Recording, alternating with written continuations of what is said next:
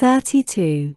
Thrasymedes dealt his blow, and brought the heifer down with a stroke that cut through the tendons at the base of her neck, whereon the daughters and daughters-in-law of Nestor, and his venerable wife Eurydice, she was eldest daughter to Clymenus, screamed with delight. Then they lifted the heifer's head from off the ground, and Pisistratus cut her throat. When she had done bleeding and was quite dead, they cut her up. They cut out the thigh bones all in due course, wrapped them round in 2 layers of fat, and set some pieces of raw meat on the top of them. Then Nestor laid them upon the wood fire and poured wine over them, while the young men stood near him with 5-pronged spits in their hands.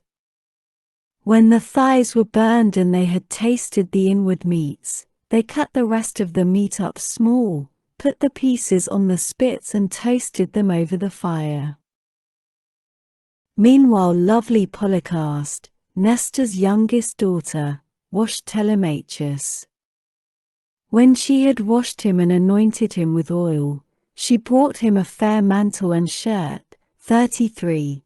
And he looked like a god as he came from the bath and took his seat by the side of Nestor. When the outer meats were done, they drew them off the spits and sat down to dinner, where they were waited upon by some worthy henchmen, who kept pouring them out their wine in cups of gold.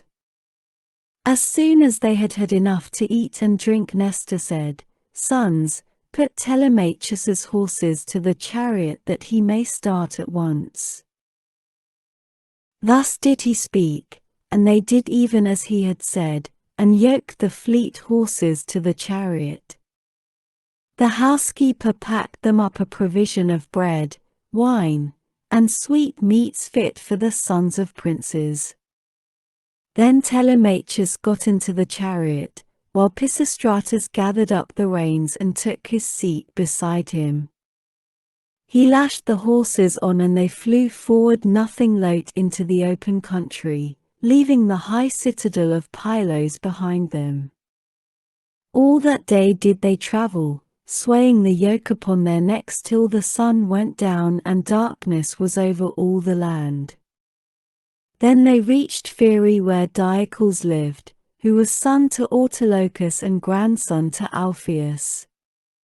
Here they passed the night and Diocles entertained them hospitably. When the child of morning, rosy-fingered dawn, appeared, they again yoked their horses and drove out through the gateway under the echoing gatehouse. 34.